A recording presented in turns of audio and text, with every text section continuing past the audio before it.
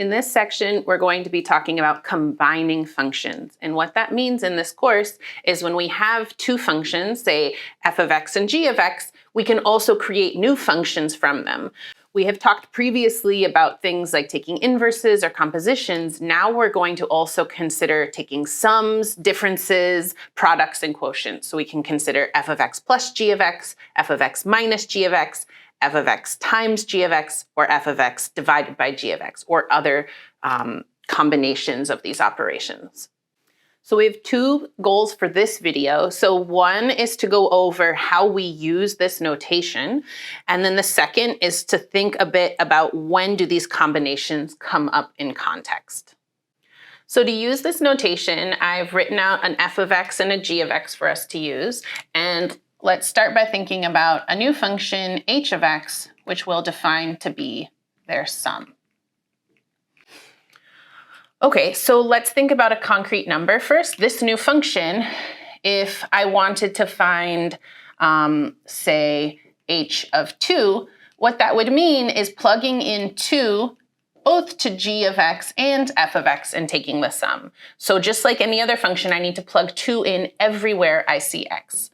Would be 2 to the 2 minus 1, and g of x would be e to the 3 times 2 plus 2 times 2. And so what I did here is everywhere there was an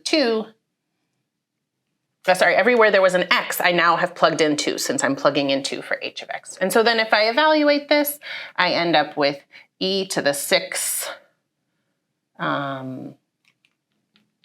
plus 7, okay, which I think is approximately 410 when I plugged it into a calculator before.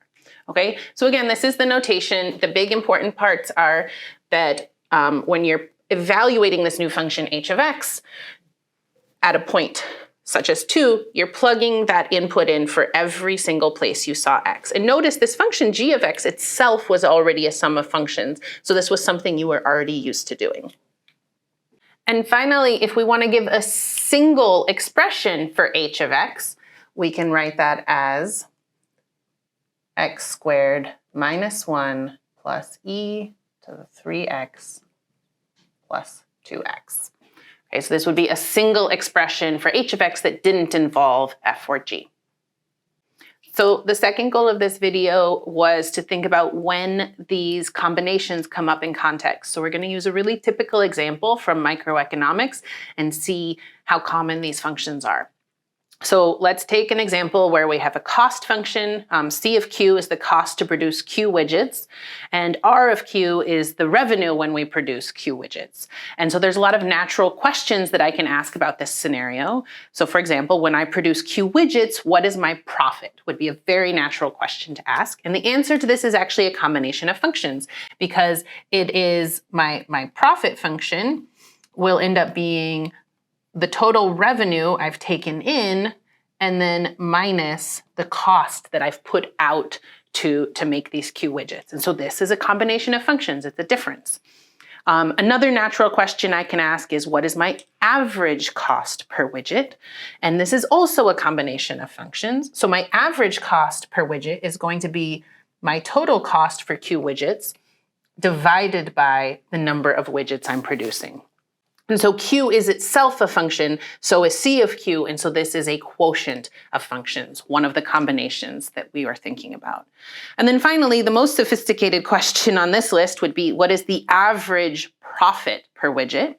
And so I can take that profit function, I had my revenue minus my cost, and divide the whole thing by the number of widgets. So this would be my total profit when I produce Q widgets divided by the number of widgets I produced, and that would give me my average profit per widget.